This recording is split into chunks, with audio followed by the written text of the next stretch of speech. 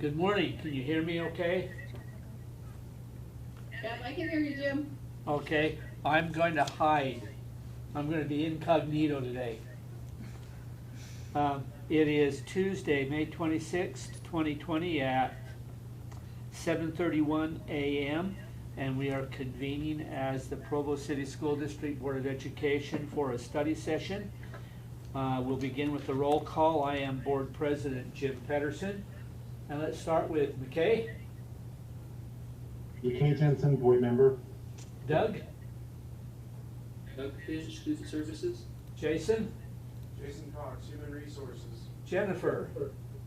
Jennifer Partridge, board member. Todd. Todd McKee, secondary ed. Melanie.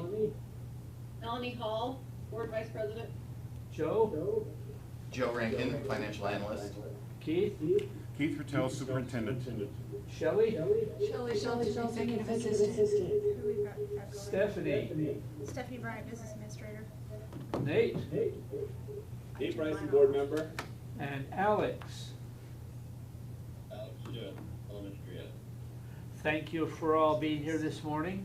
And the first item on our agenda is grading data update. Todd, we'll turn the time over to you.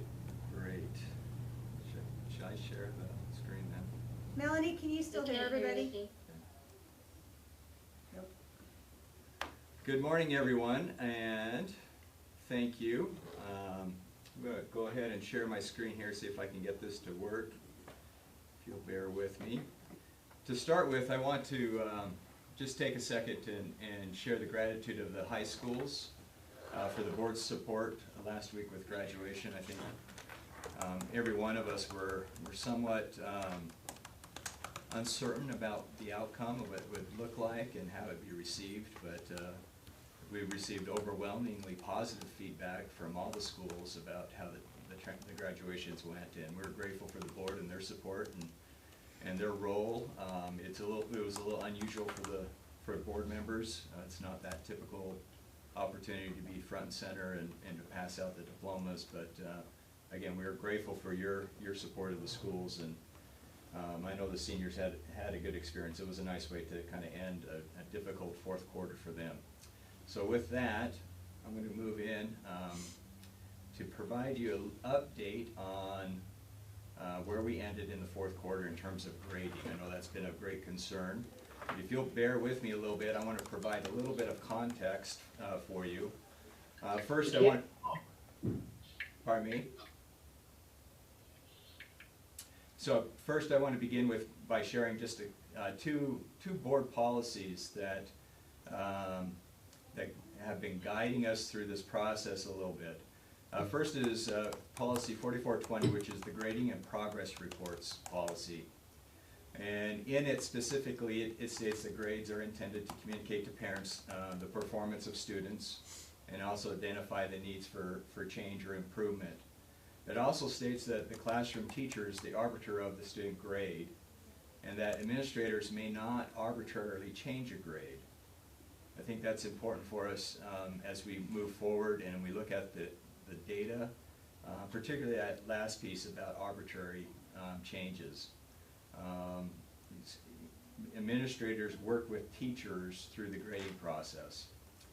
The second policy is policy 4425, which is about credits and transcripts. And credits, it spells out that credits are granted for earning passing grades in approved courses, and that students must accumulate a minimum number of credits to earn a high school diploma. So just to encapsulate the timeline of that fourth quarter, March 13th, it was a Friday, that was the day the governor announced school dismissal statewide. We had the weekend and then 2 days, March 16th and 17th, to prepare our teachers to move to online instruction, with online instruction starting on the 18th, which was a Wednesday. On March 31st, a couple of weeks later, we introduced to the board a pass-fail option, understanding that the circumstances with the school dismissal, we realized that things were changing rapidly and there was going to be an impact. We expected an impact.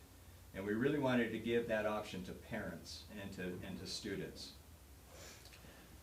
approximately 3 weeks later, after we received additional information from the College Board, the universities, as well as from higher ed in terms of scholarship, we recommended to the board that we move from issuing pass-fail to pass-NG. But the idea that the NG was similar to an incomplete, the only difference being that an NG would not revert to an F 2 weeks later. We also asked the board to take formal action to reduce the district's graduation requirements from 27 to 24. And I think that was an important move on the board's part. We'll highlight that later. From the very beginning, our approach in trying to deal with this quickly moving situation was to trust our teachers, to trust them to do the right thing by kids, but also to empower them with the tools to make that happen. So as we look at the data, I think it's important because there's some questions that will come out of the data as we look at this. So to begin with, we looked at the number of NGs compared to total grades as issued by school. And you'll see that 3 out of the 4 schools, the total number of NGs was less than 6% of all grades. We had one school that gave an overwhelming number of NGs, 27%. But as a district, our overall NG total was about 8% of our total grades that were issued in the secondary. We then looked at this by student to see how many students were actually impacted, believing that students could earn more than 1 NG or be granted more than 1 NG. And what we found is approximately, again, those 3 schools, approximately a quarter of the students received at least 1 NG. But in the 4th school, over half the students received an NG. That is actually, if you look at the 3 schools that gave a quarter, historically, and this is what principals have been reporting for the last couple of years, it's about 25 to 30% of students that receive 1 F. So this is somewhat consistent within those 3 schools. However, that 4th school, that's clearly an anomaly. We haven't seen that high of a rate that I can recall. We then went by school, and first we looked at year-to-year comparison. We wanted to see is the change in the 4th quarter of this year different from the change in the 4th quarter of last year. And we actually see that at Timpview High School, while more students received NGs this year than last year, there were fewer NGs overall. And we equated NG to an F in the high school. It was pretty consistently distributed among the class grades, with fewer in the senior year, which was grateful, thinking about our seniors and graduation. But a disproportionate number of the students that received NGs were Latinx. At Provo High School, we see again a similar pattern. This time, fewer students and fewer NGs were given overall. They actually did a really good job of trying to minimize this as best they could. But again, the distribution was pretty consistent across grades. And again, a disproportionate number of them were granted to Latino students. At Centennial, we again see more students receiving NGs, but fewer of them granted overall. Almost equal distribution between 8th and 9th grade, and again, a disproportionate number of them were Latino. You're starting to pick up a pattern on this, I believe. And then at Dixon, we saw an increase both in the number of students receiving NGs and an overwhelming increase in the number of NGs overall, almost 4 times the number of NGs were granted. These were split almost equally between 7th and 8th grade, and disproportionately were granted to Latino students. Some of the questions that came up in thinking about the data. First is what contributed to the increase in number of students receiving passing grades in the 3 schools as compared to the same quarter last year? So the 3 schools that seem to do better, what contributed to that? As well as what contributed to the increase over the previous year of the number of NGs in the 1 school, that being Dixon? Why did a disproportionate number of Latinx students receive NGs as compared to other student groups? And an important question, I think, in terms of the high school, what impact did the change in the graduation requirement have on the number of NG grades? I know from a rather personal experience of a senior that just decided, you know what, I don't need this class anymore. I'm going to stop working on it, and then just accepted the NG. He is to remain nameless right now. But we can guess. But you can guess. Finally, what steps or actions can the district take to ensure fair and accurate grading across the district? In the end, there are 2 recommendations coming out of this. The first is, given the disparity of how the criteria for NG grades may have been applied across the district, we recommend that the board take formal action to replace NGs with pass grades for the 4th quarter. Further, we request the board to engage with district leadership in a discussion about the purpose of grading and possible adjustments to current practices. Any questions? It's a lot to take in at 7:30 in the morning, I know. Todd, what are the demographic differences between Dixon and the other schools? Does Dixon have a greater proportion of Latino students than the other schools? It does, and I couldn't be exact in the number, but I know it's a little bit higher. What is interesting though is there's somewhat of a misconception about Centennial and Timpview and the diversity. They're actually much more diverse than people may account for, but Dixon has a higher diversity rate. Were there a greater number of, well, maybe thinking about access to technology, was there any difference in access to technology for the students? That, you know, I think that's a safe assumption. It's been hard to quantify. We've tried to conduct surveys. We've passed out Chromebooks.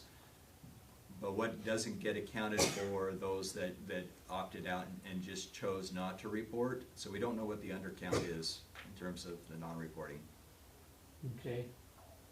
What about, was there any way that we were able to measure the degree of parental involvement and encouragement for those students homeschooling? Again, that's another difficult one. You know, I think again there may be an assumption when we talk about inequity. What the crisis I think may have revealed is inequity in terms of parent support. Those that were in homes where both parents had to work weren't there. They may have received a different experience than students that where one parent was always in the home and was there to work with students through this process. You know, the crisis in shifting to online really put the onus on parents to move this forward. And I think everyone felt that. I heard it from parents that all of a sudden they're feeling this overwhelming burden to carry forward the education of their child. Other questions, board members? My question, Todd, is on that second recommendation there. When you're saying we should discuss possible adjustments to current practices, what do you have in mind with that? Is that related just to COVID or forever? No, I think a broader, more general conversation beginning at the board level would be very helpful for the district to define very clearly what is the purpose of grading, who's the intended audience or audiences for grades, and what are the criteria that we should be using. More beyond just what is already in place, which is simply a 100-point scale, right? More clearly defining who is the intended receiver of this grade and what are we trying to report to them.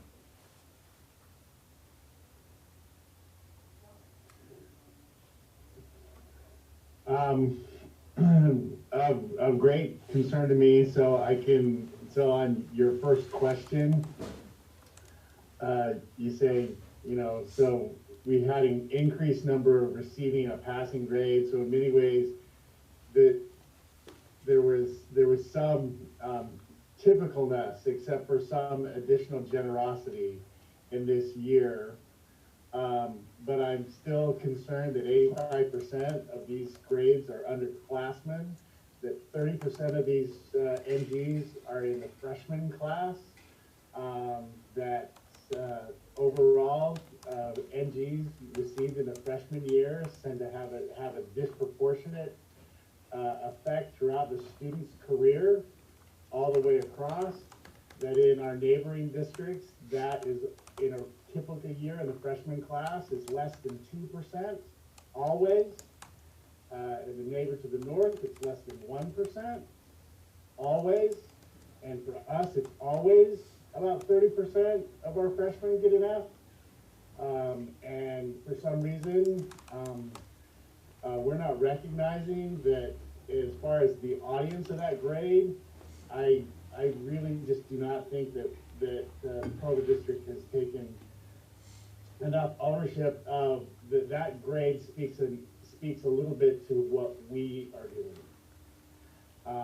It's that we should own those grades a little bit. Certainly it's the students' work and the students' grades, but it also shows what we're doing and what we're willing to pass on, or what burdens we're willing to give the students. And certainly, my thoughts on changing for this year, certainly. So I think before we get into a broader discussion, I think that we just need to recognize that the last year was different in just so many ways.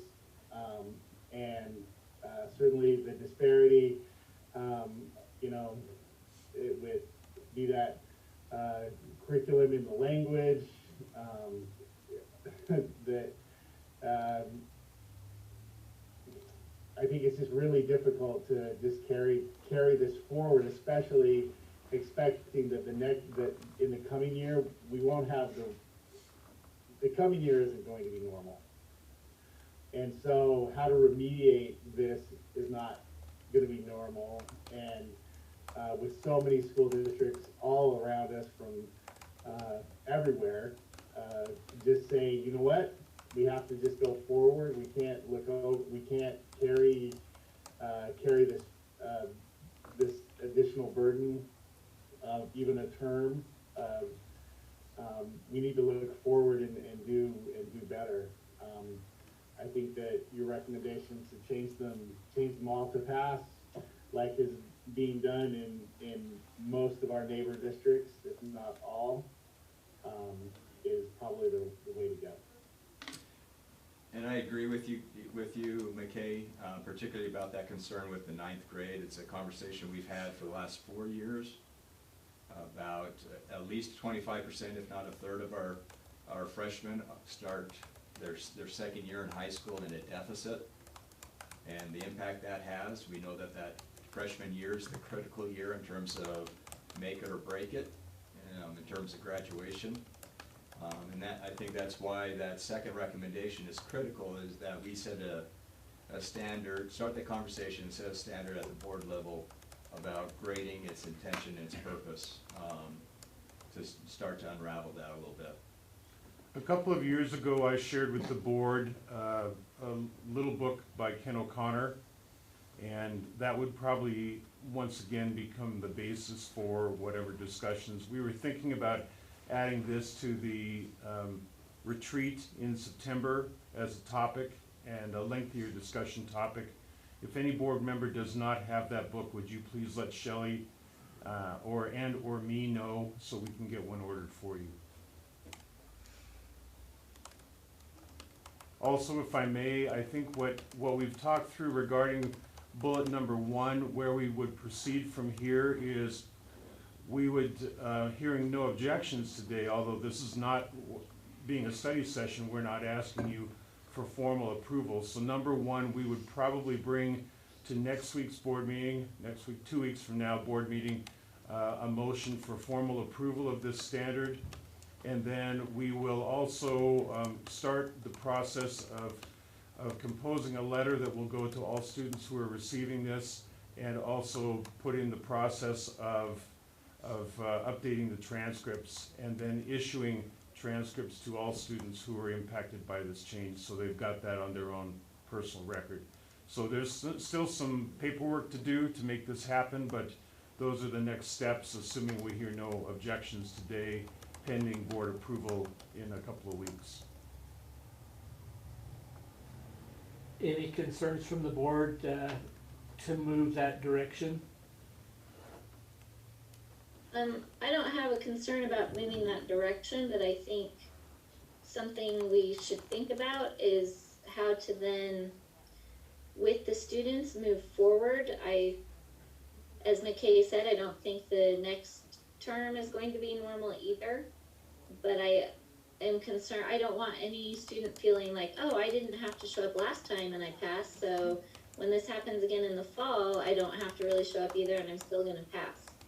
I would like to be able to move forward and help teach our kids resiliency, and that we are going to expect that they show up with more support from us. Like, we need to figure out some things too, but I just think we need to move forward in a way that there's no expectation that they're gonna get a pass for nothing moving forward.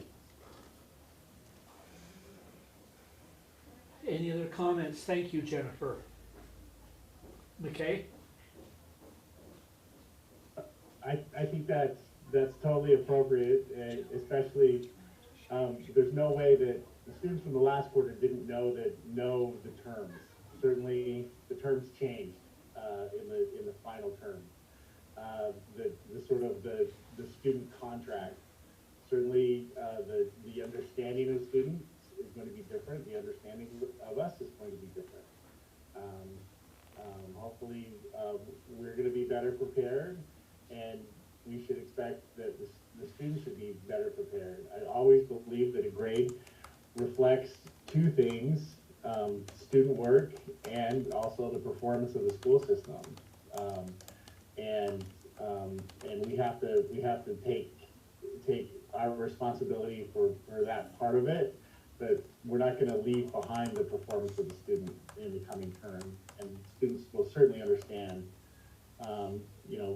that the next year is gonna be start and stop, and various things are gonna happen, but we'll at least they have a heads up where there's no way anybody saw the last term coming. Green book you're talking about. Thank you, McKay. Any other comments from board members regarding this item? The book that Keith is referring to, I would recommend that you read that book and go through it. There's some great information. It's really insightful about grading practices and procedures, and helping students to perform at a level where they can master and learn the material they need, and to accurately reflect their mastery and progress. I think it sounds, Keith, like we're gonna move forward then Yep, thank you. on the 9th. Just as an FYI, the name of the book is A Repair Kit for Broken Grades by Ken O'Connor. And again, I handed a few of those out a couple of years ago. If you're new to the board and you don't have one, or if anyone has misplaced one, just let us know, we'll get some ordered. If there's no further comment, let's move on to our second item this morning. Joe, if you'll take over our budget presentation, fiscal year 18 final budgets and proposed fiscal year 19 budget. Or is that supposed to be 19 and 20? Yeah, did I not change the dates? Yeah, on that? so It it's, looks it's like it's going to actually, be fiscal My year bad. Should be 19 19 and- final budget and fiscal year 20 proposed, although it might be fun to go back and relive the past be year 20. again. Sorry, it should be 20 and 21. 20 Yeah. and 21, Yeah. okay. Yep, 20 and 21. Well, we'll go back Copy and that. relive the last 2 years. No, let's not do that. Hopefully you all can see my screen. Is everybody able to see that? So as we talked about here just briefly, we're looking at our final budget for this fiscal year FY20 and then the coming year FY21. And this year, if anything, it has been unique and different. We were really hoping that there would be some flexibility from the state on our budgeting timelines, but that hasn't happened, and so we're required to present this budget to you prior to the end of the month, knowing that a lot of things for this coming year are going to change. So with that in mind, I did want to talk just very briefly, I'm sure most of you are aware, but for our audience, where we're at as far as our economic situation here in Utah and what we're expecting from the legislation. So back in early spring, we had a great legislative session. We received 6% on our WPU, 400+ million additional ongoing dollars from the state. And then it felt like the carpet was pulled out from under us with COVID. The legislature met. They essentially put together a joint resolution that urged all local entities, state government entities, everybody to essentially be fiscally responsible for the rest of the current fiscal year. And then looking forward to the coming year, understand that that 6% and that additional funding has essentially gone away. So this budget assumes that our state funding is going to be the same this coming year as it has been this past, knowing that the legislature is going to meet again in mid-June, and they are talking about possible additional cuts of 2%, 5%, or 10%. So with that in mind, how does that affect our budgeting process? So every fall, we meet together as district admin and we put together priorities. Essentially, we look at where we are as a district and where we want to be and those items that can help us get there. Those are presented to the board in the spring, approved, and then Steph, myself, and department heads, we go through and we try and figure out how we pay for those items. So with this in mind, looking at next year, we have a budget. We've identified ways to pay for those priorities. But depending on what the legislature decides, we might need to go through this process again.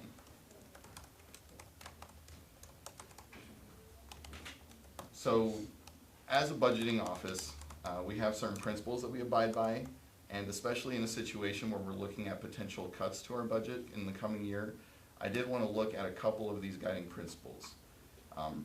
First and foremost, we always take into account student achievement. That's always our priority as a district and as a budget. We always look at that student achievement and identify those areas that can help us get the achievement we want. And sometimes that requires looking at our current programs and identifying which of those are effective, which of those could be more effective with additional funding, and then which of those maybe there are different alternatives out there that we could look at, which would be better for us as a district. So with that, those principles as a background, understanding that this is a preliminary budget for the coming year, let's dive into some revenue, some expense, and then look at some numbers. So in terms of local revenue, as a district, we are able to regain some unrestricted funding from our federal and state grants. These are called indirect costs, and these indirect cost rates are based on 2 years prior expenditures.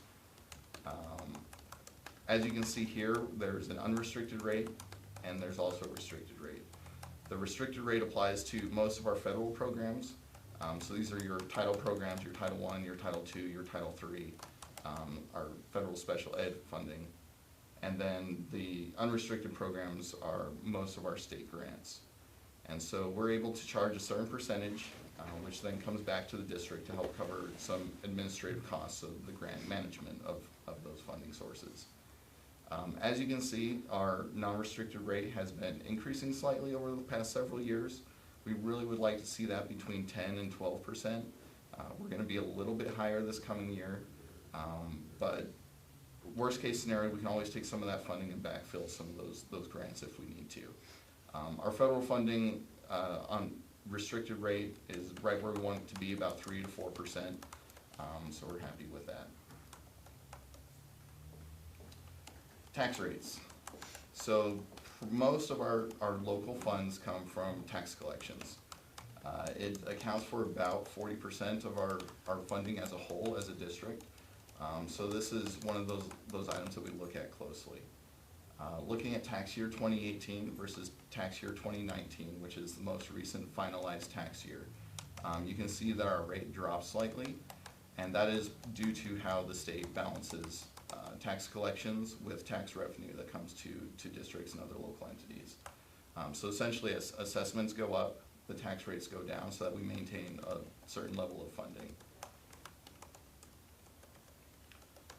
And when you add in potential truth in taxation, so knowing where we've been discussing as a board and as a district what we want to do with teacher salaries, looking at a potential tax rate adjustment, you'd be looking at a change of about 0.00053 over the 2019 tax year rate. Again, this is based on 2019's tax year. There's a lot of stuff that goes into the 2020 year, including other districts, how they adjust their tax base, where assessments land, and so those 2020 rates aren't yet finalized. And so this is just looking at our 2019 rate with the addition of a potential truth in taxation change. So the actual 2020 rate won't necessarily be this 7659 number. Chances are it'll be a little bit lower than that due to assessment changes. But it's the best number we have right now to do an apples to apples comparison with other district tax rates. Are there any questions in terms of tax rates and how that process works? All right, so looking at what effect would that have on your average homeowner here in Provo?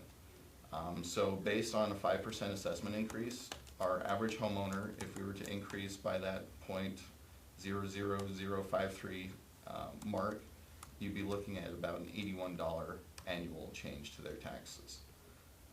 Businesses, you'd be looking at just under $150 for your average business value. And that's kind of a worst case scenario really, because you're going to get some growth built in there.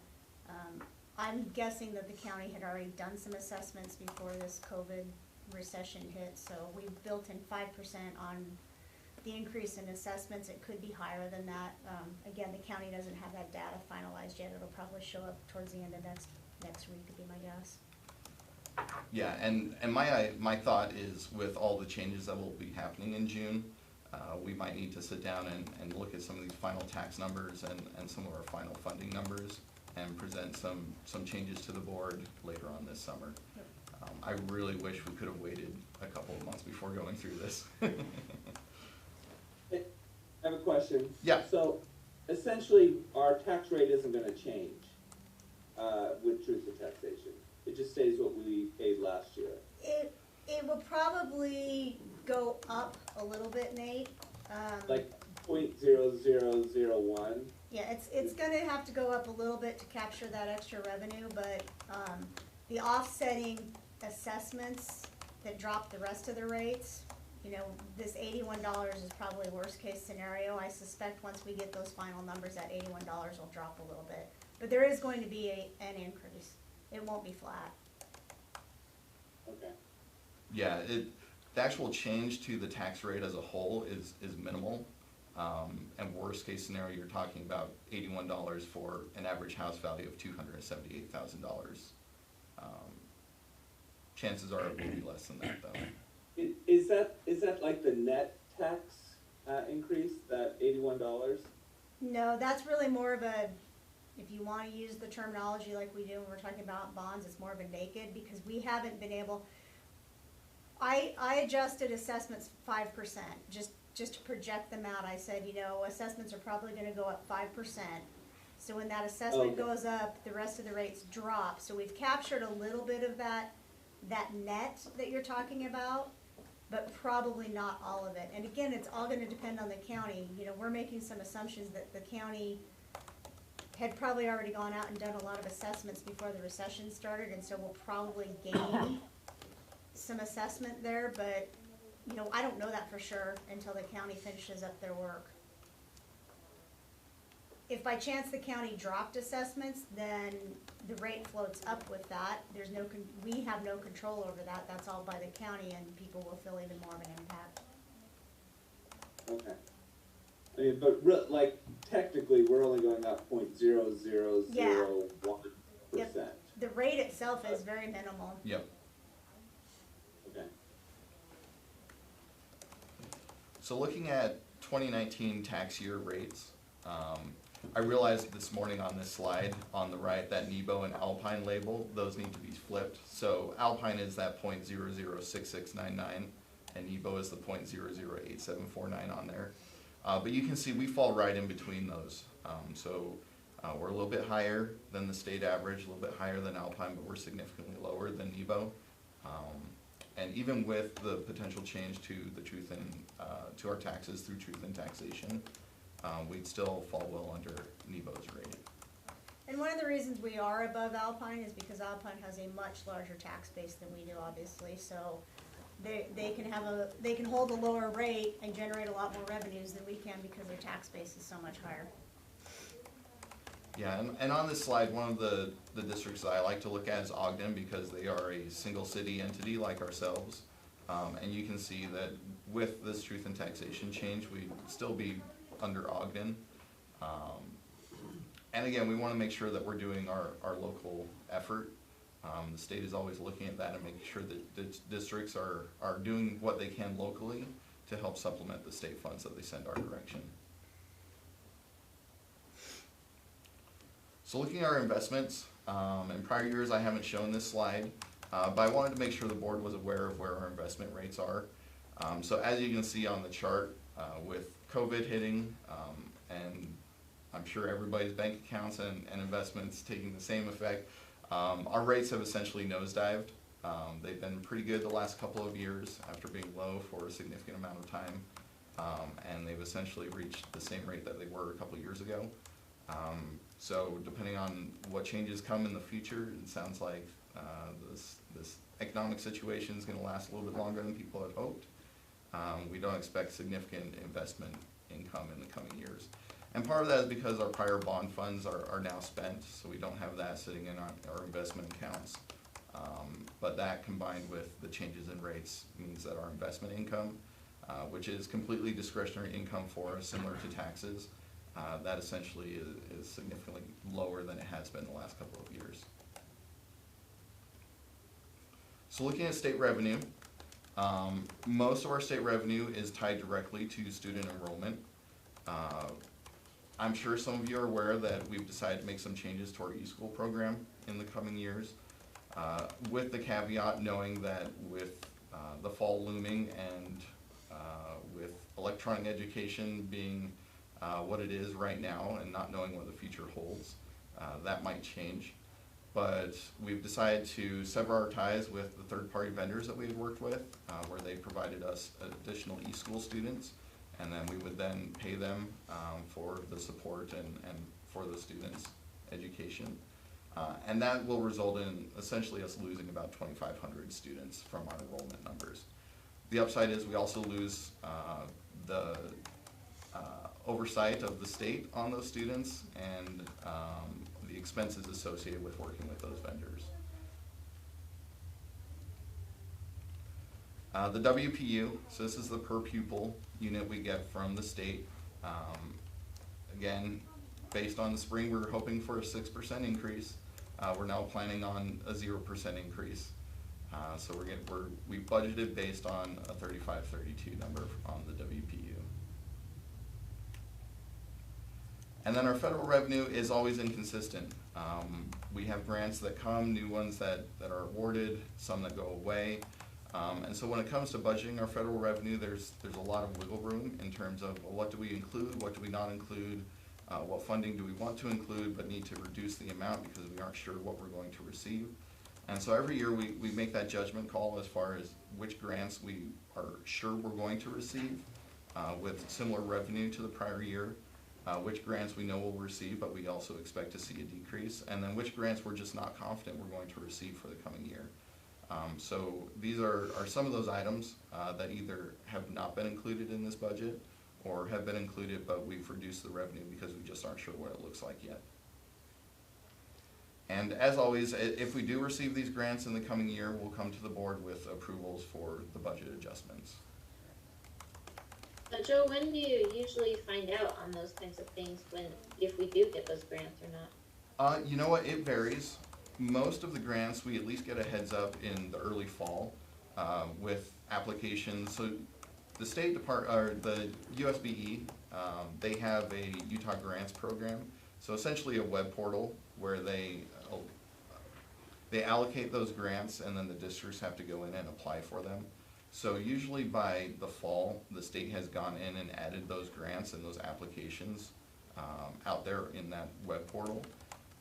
And so once we see those there and we feel confident that we're going to be awarded, then we'll come to the board with those adjustments. So primarily in the fall, but to be honest, some of these we don't receive until much later in the year, sometimes the spring. We've received grants for the current fiscal year as late as April, which makes it difficult to spend sometimes when you don't receive your funding until the school year is essentially over.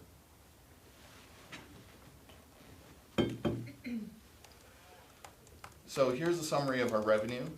So in 2019, these are our actual revenue numbers. So these are the amounts that we brought in as a district. The 2020 number is our final budget for this current year. And then looking at 2021 with a truth in taxation, this is what our revenue would look like. So as you can see, our local effort is going up with our state revenue essentially staying flat with some state grants not included, which is why that state revenue is dropping there. And then similarly for our federal revenue, having a slight decrease due to just unknowns when it comes to federal grants.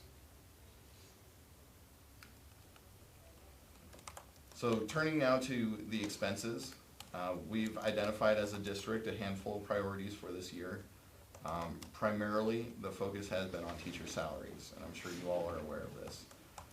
So we intend to make significant increases in our teacher payroll to the tune of about $5 million. And we've been discussing and are asking our board to go through the truth in taxation process to help offset that cost. We have identified some areas here within our budget where we can make some reductions or some adjustments to our expenses to help with the total, but we are asking for a $3.5 million truth in taxation from the board. Not quite as expensive. We're adding a color guard program, which will cost about $12,000, as well as we've identified a couple of payroll items where we've been charging some payroll to some restricted programs. And looking at state guidelines and some instruction from the USBE, we feel like we need to move those and shift those to non-restricted funds, at least a portion of those expenses. And this is primarily due to what those people are doing for us. So we have an audiologist who we've been paying out of our special ed state funds, but it turns out that most of his work is done with non-special education students who need audiology help. And so we feel like we need to move some of his payroll, and then as well for our Executive Director of Elementary Education. Can I just make a note here? These are the types of things that Joe's talking about where we shift based on what somebody's really doing, maybe not so much their job description, that when you're trying to compare to other districts might not align. So another district may not look at this the same as we would. They might say, well, they're doing enough special ed that we're gonna leave them there. So just as an example, because we've had some discussion in the past couple months about comparisons to other school districts and why admin doesn't line up, and these are the types of things that skew those numbers because of how we interpret it and how we choose to hopefully keep it as clean as possible and based on state rules. And I'm not saying other districts are breaking the law, but other districts might interpret it different, and they might go ahead and code those things and leave them, you know, against those federal funds. So just an example. Sorry, Joe. Nope, good. And then we're also, this past year, we've added an additional resource officer. And we did that mid-year, and so for the coming year, we needed to add half of that expense for the half year this coming year. And then finally, CARES Act funding. So this is federal funding that has been awarded to the state and is then going to be allocated to districts based on Title I funding. And we're not entirely sure timing-wise when this money will show up. We do believe we'll receive some for this fiscal year, but most of it will probably end up being expensed in the coming year to help address the effects of COVID. So we are budgeting $450,000 to cover some expenses that we know we have this fiscal year, with the remainder coming out of the FY21 budget. And we've been told we'll receive about 2.1 million. We're not sure. I'm sure the exact dollar amount won't be, a flat 2.1, but we'll let the board know when we receive that total. And then looking at some items that we've done in prior years, which will continue on in FY21. So as you know, we're going to do our best to stick with our school bus replacement plan. So we're planning on replacing 3 school buses this coming year, 2 of which will be funded with local funds, and then 1, or at least the equivalent of 1, will come out of some grant money that we have. Our wellness program, it continues along. We're very happy with participation. It's helped us to minimize our medical insurance cost increases, and so we're going to continue with that program this coming year with the same budget as the last 2 years of $350,000. This year, in FY20, we identified 2 schools with larger populations which needed the assistance, the additional help of assistant principals rather than the facilitators that they had previously. And so we're continuing with that in the coming year. And then finally with eSchool, as we've discussed briefly, we're making some pretty significant changes to that program where our total enrollment is going to drop by about 2,500 students, but we're also seeing the expenses drop as well. So for reference, I think our total budget for eSchool in FY20 is about $8 million, and for FY21 we're looking at a total expense of about $600,000. So a pretty significant drop. And then after school programs, we've funded those locally. Our federal grants are essentially drying up. We've been trying to stretch those as far as possible, but to help supplement those, we've allocated some local funds to help with those programs. Camp Big Springs. Camp Big Springs. So this past year, we increased it from 3 weeks to 4 weeks. As you know, we aren't doing it this year due to our current situation, but for the coming year, we are budgeting the same 4 weeks of Camp Big Springs. Hopefully by next summer, things will be straightened out. In terms of our district learning initiative, so this is a program wherein we put technology into the classrooms, and it requires teacher training. It requires primarily Chromebooks are used with students. And so we're at a pretty happy place with where this program is currently, but there are expenses with regard to new teachers and making sure they are educated in how to participate in the program, hardware replacement. So Chromebooks last 3, 4, 5 years, and we've been doing this program for, I believe this is the 5th year in FY21. So we're in the process of needing to replace some of those Chromebooks that were purchased in years 1 and 2. So we are budgeting about $500,000. Joe, if I can add to this, it's possible that the Learning Initiative might be subsumed into our overall operations with more and more blended learning, possibly on the docket for next year. So this one's very much in flux right now, but it's wise to make sure you're aware of this ongoing expense. Again, we may have to repurpose this money to just support overall district technology use. Thanks, Keith. And as you can see down at the bottom, this past year we did receive some state technology grant money, which helped offset some of this cost. We're not entirely sure we're going to receive it this coming year. Those state grants are on hold right now. But assuming that we receive a similar amount as to what we were planning on before the pandemic came around, we'd be looking at about $200,000 to $300,000 in state grant money to help offset this $500,000 expense. And And this is the technology replacement plan, which was approved by our technology department, and they wanted to make sure that the board was able to see this. And we're aware of the different larger technology projects that they are planning for the coming year. So I want to give you a minute to take a look at these. As we go through the coming year and they do these purchases, rather than come to the board for each individual purchase, their intent is to make sure that these get before you right now so that they can then, sometimes timelines are tight when they need to either buy computer replacements or maintenance agreements. And so they want to make sure the board is aware of these and approve these purchases so that when the time comes for them to go through with them, they don't need to wait the additional amounts for board approval. So are there any questions or concerns about any of these line items here?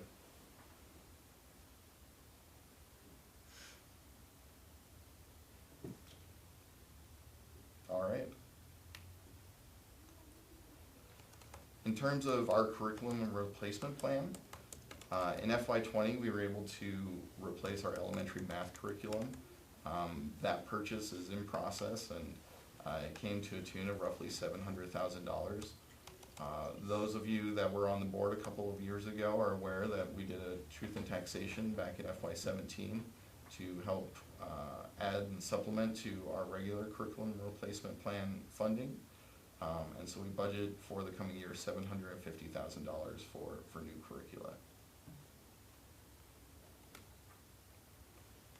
In terms of capital planning, again, this is kind of a hot topic for the district.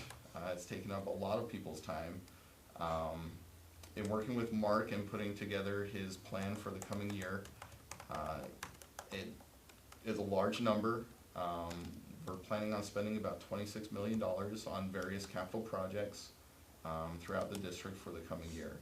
Obviously, the big ones are Timpview High, trying to address some of the issues there, as well as roofing projects at Dixon and Wasatch. Those are planning to come out of our building reserve fund at a cost of $14 million.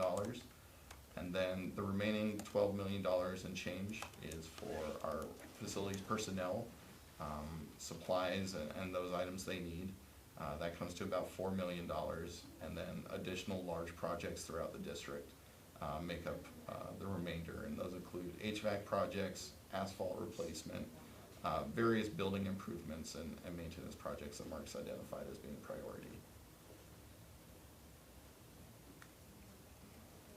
So in summary, out of our general fund, we're looking at about $11.5 million of expenses for the coming year from these priorities, both the continuing as well as the new priorities.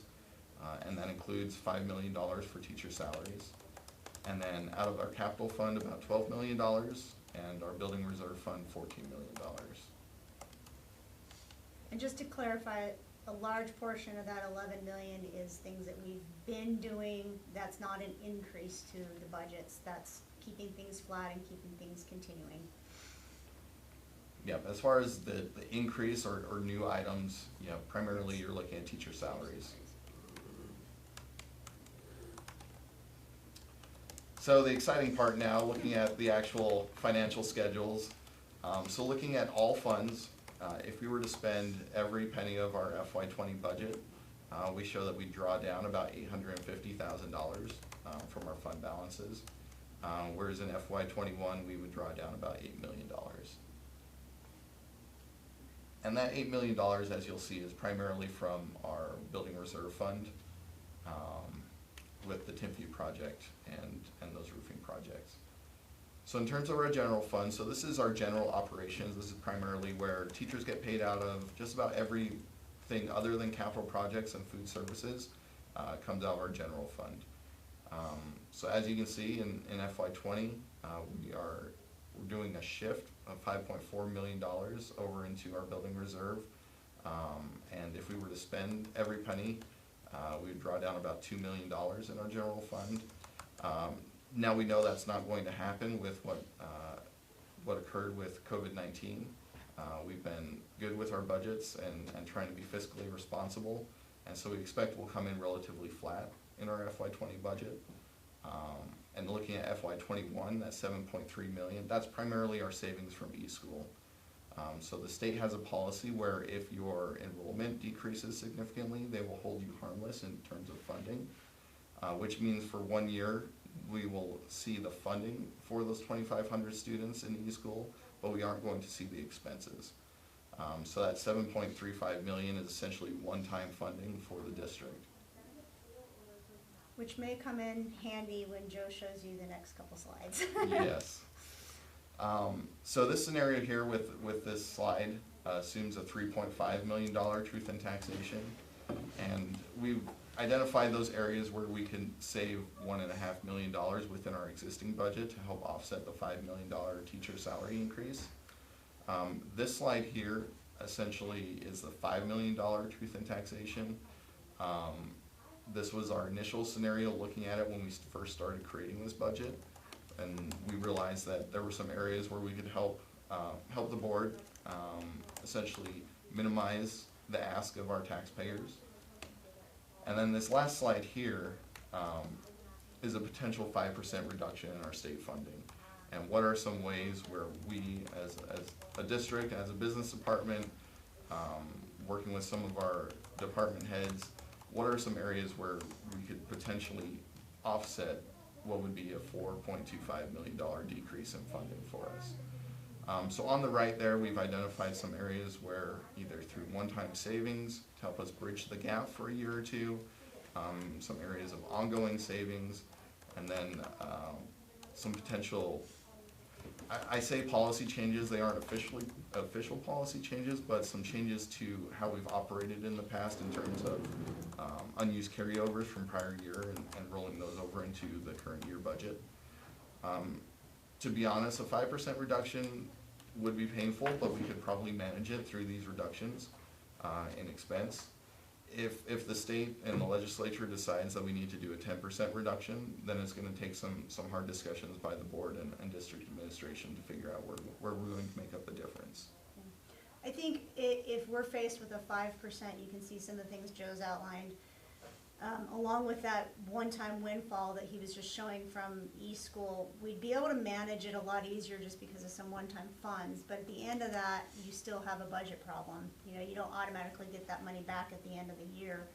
It's not a short-term thing. So if we see budget cuts, we can probably manage to get through the year fairly smoothly with some of our one-time money without having too big of impact if it goes into the second year and we have to start finding those cuts.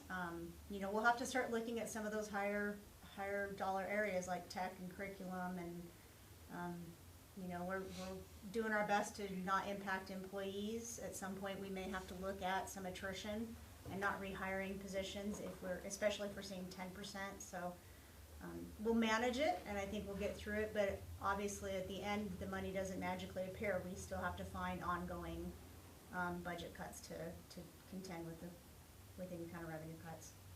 Yeah, and the other thing I did want to mention is the USB is proposing, they put together a 2%, 5%, and 10% proposal for the legislature.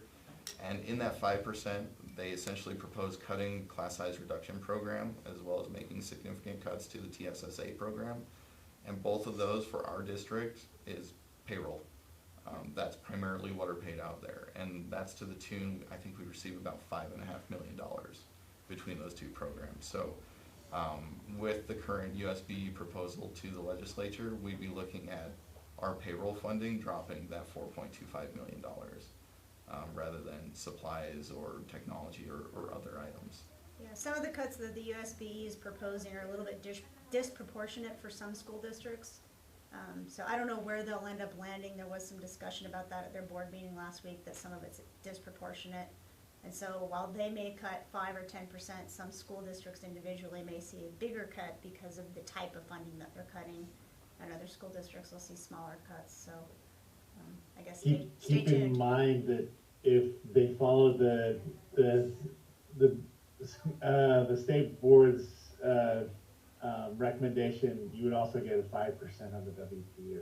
So you lose out of the classroom reduction, but you still get 5% because they only cut, out of 10% cut, they only cut 1% off the 6. So there is some offset in those things. So I think you've done well here, but a 10% cut for the state doesn't automatically mean 10% for us. Because, and so some things are disproportionate as far as capital, you know, so certainly classroom reduction hurts different districts in different ways, the capital cuts hurt in different ways, but they're doing everything they can to protect the WPU, and that 6% is the law, so you have to remember that those cuts isn't from flat to lower it, it's to the cut to the 6%. That they passed in the regular session, and they're trying to protect that pretty much. And that appropriations committee hearing is tomorrow at 8 a.m. So you'll know tomorrow. That would just be, that won't, but they still have to go into session, correct? McKay, they still have to go Yes. into that June session, right? Yes, but you know, we'll get a better feel, because a couple of things have, so employment has gone down obviously really significantly, but their collections have not been quite so dire, and so their tax collections, and so there's some hidden pieces of good news in the budget, but the direction how you plan this out is really wise, because I think that this does represent sort of how bad it could be, but I think that we're actually going to be, this budget is going to be funded quite well, and there'll be some smiley things to make Joe smile in the coming weeks. I sure hope so. Sort of anticipating how bad it could be. I hope you're right, McKay. And I think the main takeaway is we still don't really know what our funding looks like. We will Yes. know in the next couple of weeks. And again, I wish we could do this a couple weeks from now. But this is, at least if we do see cuts, we have a game plan here, or some items where we could start discussing what we could do to help offset those, hoping for the best. We're a little bit fortunate in that we'll have some one-time money from the school changes to kind of help us if we're impacted largely. And despite the fact that the state did not look to changing any of our due dates on any of this, even though we don't know what budgets are, they didn't change any of our due dates. We are going out to August on our FY21 budgets because of the teacher salary increases, and so we bought ourselves a little bit of time. In other words, we'd be asking the board to approve this budget at the next board meeting. We'll be asking the board to approve the final FY20 at the next board meeting, but the original FY21 won't happen until August. So by chance, we bought ourselves some time in a couple areas that is helping us out in planning a little bit. Yep. I've got a question. Yeah. For either, I don't know, Stephanie or Joe. I'm just seeing we've got about 30 million in fund balances, even projecting into 2021. And so I'm just curious, financial practices, at what point do we use some of those fund balances when we are at a deficit and in a recession? So a lot of those fund balances are in restricted, which means you can only use them for those restricted purposes. We don't have the breakdown on that yet for the final of the year because we're not closed out, but if you look at a CAFR from last year, you could go out to the fund balance reporting and see how that's all broken out. You've got about 14 million, 15 million of that 30 is actually for OPEB, so it's restricted to pay down our OPEB, and we will probably start drawing on that next year. Devin and I have been taking a look at that, and we think that we're finally at that sunset point where we can start drawing on some of that. What's OPEB? Yep, that's OPEB. There's about What is OPEB? it's I don't know that. other post-employment benefits. So back in 2006, when the accounting rules changed and everybody realized that they couldn't afford to continue paying full pensions with full medical benefits, the district basically contracted with people that had some rights to those benefits to pay them out another, a lump sum amount and then discontinue the ongoing. So it's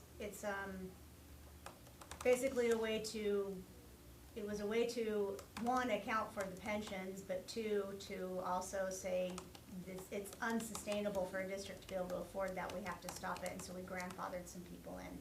That 14 million is there to pay those people that were grandfathered into that retirement benefit. Okay, We'll start drawing on that. There's about 5 million of that is earmarked as our quote-unquote rainy day funds, and we did draw down a little bit of that back in February. When you recall, we did those shifts over to building reserve to deal with our 3 schools. We pulled a little bit out of there. So there's a very large portion of that 30 million that's earmarked. It's assigned. It's got things specifically that it's being used for. The other thing you want to be careful with fund balances is it's one of your markers for your bond ratings. So because we don't have a huge tax base to rely on, when we go out to bond rating, those Moody's and Standards & Poor's, they look heavily at our fund balances to see how financially secure we are and how sustainable we are. So you can draw down those fund balances a little bit, Jennifer, to your point, and we have actually, but at the same time you want to kind of carry a certain level.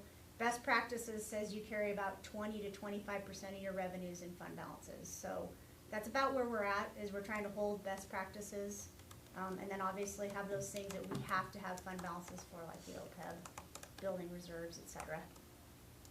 okay, yeah, that's good to know that a lot of that is reserved for something else. Yeah, no, but that was a great question. Yeah, and one thing to keep in mind with fund balances too is it's one-time lump sum funding. So you can't really use it to pay for payrolls for more than a year. So it can help bridge the gap. But if there are long-term reductions in funding, then we need to address those in other ways. Looking at our capital fund, so we're making a shift this year of $4.5 million over to building reserve. As you can see, this coming year, we're going to draw down our capital fund a little bit with the projects that Mark has planned. Of that 11,746,000 fund balance there, about 4.5 to 5 million of that is set aside in a sinking fund for some debt that we have. So while it looks like a pretty healthy balance there, he actually doesn't have a huge fund balance to work with. Debt service is pretty straightforward. Essentially, we set our tax rates to bring in the money that we need to help offset our debt obligations. So if we're in FY21, we're looking at about $10 million. In our student activities fund, so this primarily is for student fees and student trips and those things that happen in our secondary schools, with a little bit coming in at our elementary schools. For the coming year, with the changes to the way that fees are accessed and gathered by the schools and some of those programs that they funded, we're actually planning on a reduction in both revenue and expense in this fund for the coming year. With this year, the FY20, we have the same level of revenue that we had initially planned. Our expectation is we'll probably come in a little bit lower in both revenue and expenses, just due to the impact of the pandemic on our travel plans, as well as some of those sports programs and other programs where we've collected fees but have needed to refund those back to parents and students. Our food services fund, so our child nutrition director has done a really good job of lining up our food expenses. And so FY20 here is a little bit unique, where we've had a lot of meals being served to students, and the way the federal government has coded those meals, they qualify for reimbursement from our free and reduced food program. So we're going to see a nice chunk of revenue come in here at the end of the year based on our reimbursements. Additionally, we'll see a little bit more in expenses just due to the staffing and the number of meals that have been served. But it's not a one-to-one, and so initially this year we were planning on drawing down our fund balance a little bit, whereas now we feel like we'll come in pretty flat.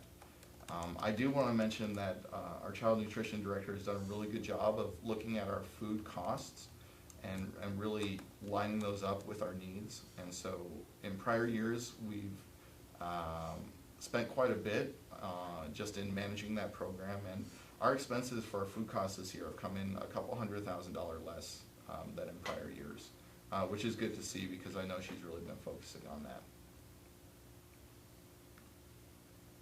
Building reserve funds, you can see in total between the general fund and the capital fund, we're moving over $10 million this fiscal year, FY20. And then for the coming year, Mark has $14 million of expenses for those 3 schools coming out. Our RDA fund is essentially an accounting entry. It's what comes in goes out. It's something that the state requires of us. And then finally, some supplementary information.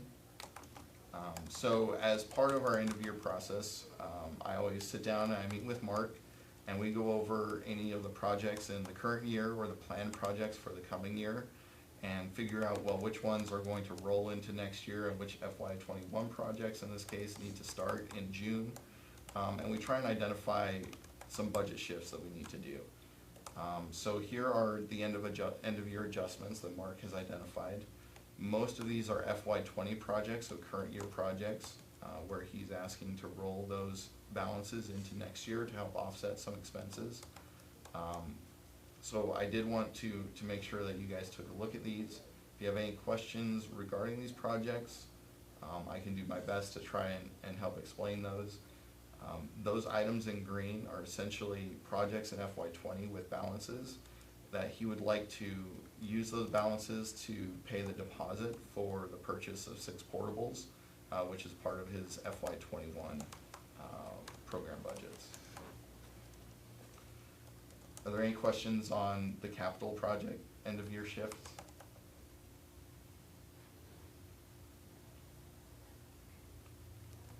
If not, down at the bottom there, we do have 2 general fund end of year adjustments for FY20. So we're asking the board to be able to move up to $2.8 million from capital fund to general fund. And this is primarily for the payroll for his maintenance folks. And our intent is really to maximize our fund balance in our capital fund.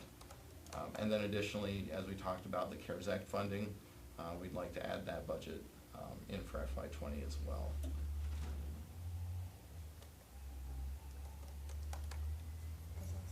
Yep, so if there are no questions, the last 2 slides detail Mark's capital plan. So these are the individual projects that he has planned for the coming year. And this includes all of those budget shifts, so these budgets are the budgets in totality. And I realize here that the column approved budget FY20, that should say approved budget FY21, because this is the FY21 project list. Now I feel so bad, I'm not the only one who missed a date. Yep, you know what? So you can see there's about $3.5 million in general capital maintenance projects. There are the 3 projects for Wasatch, Dixon, and Timpview down at the bottom. And then this last slide are larger building improvements, including the purchase of 6 portables. And then the last 3 items are non-capital project items, but they're large enough projects that we want to make sure that we track those separately. So that includes our computer replacements, our curriculum replacements, and then our district learning initiative computer purchases. And that is essentially my presentation. I want to make sure that if you guys have questions that we address all of those. So if there are any questions, please speak up. We had a question about the portables. I don't know if you know the answer to this. Are we actually purchasing these portables or are we renting them? So this is a purchase of these 6 portables. Yeah, so my understanding from Mark is essentially at Westridge, where there are those portables that are not very safe right now, we'd essentially be demolishing those or returning those and then purchasing replacement portables. And then in addition to that, buying portables for Centennial, Sunset View, and a maintenance portable as well. And those were, the cost on those, he went through and bid when there was some discussions about having basically a portable city at Tenview High School. They held those prices for us despite the fact that we're only ordering 6 or 7 instead of whatever it was, 40. So we're getting pretty good prices on those portables. Stephanie and Keith, maybe could you pass on to Mark? So a few, maybe a couple years ago, Mark gave us sort of that long-term sort of maintenance plan. Could you have him update that document with some of the things that have happened? I know that's not a document that we march out a lot because we don't want people to think that we're making promises, but we have at least a couple legislators that don't think that we have a 30-year plan. Yeah, we can do that. And if we could update that, that would, it's just fallen out of, you know, a couple things have happened that you look at that and it doesn't seem to line up. So if we could just update that, that would be great. I know Mark was busy anyway, but. Okay, I'll send him an email. So we will be bringing to you on the June 9th board meeting, we'll be asking you to approve the final FY20 budget that Joe's presented here. And that's by statute, we have to have that done, since they aren't adjusting any of our dates, and they probably don't need to for FY20. And then the FY21, I'll call it a tentative budget because we won't be final until the August hearing. We'll be asking you to basically approve that as a tentative budget so we have a budget to operate from, and then we'll come back to you in August for a formal approval of that final budget once we have those numbers nailed down a little bit and once the public hearing has passed and taken place. I just wanted to say thank you for finding some money to lower our truth and taxation. And fortunately, we throughout that whole discussion of what we would do with truth and taxation, we never really dug too deep looking for it because the premise was if we had the extra money, add the extra money onto the truth and taxation and give the teachers even more. So, but as we're closing out the year end, we can finally see where some of our cost savings is going to be. We know what kind of retirees we have. Those are some ongoing things that we really don't know about until about this time of year. So, again, the timing was good. Yeah, exactly. Some of those items are just items that we aren't really sure what we're looking at until we get to the end of the year when it comes to retirees and where our balances are at and those sorts of items. Melanie, Jim just stepped out, so if you want to close the meeting, unless there's anything else, that's where we are. Right, is there anything, any other comments on Joe and Stephanie's presentation? Okay, if not, do we need a motion to close the meeting? I move we adjourn the meeting. Thank you. Thanks, Okay, everybody. did you have something? Nope, you're all good. You've reached the end of your agenda, so that's all you can talk about anyway, so you can just close the meeting. Okay, we'll see you guys later. All right. Thank you. Bye. Thanks. Bye, thanks. everybody. Have a good day.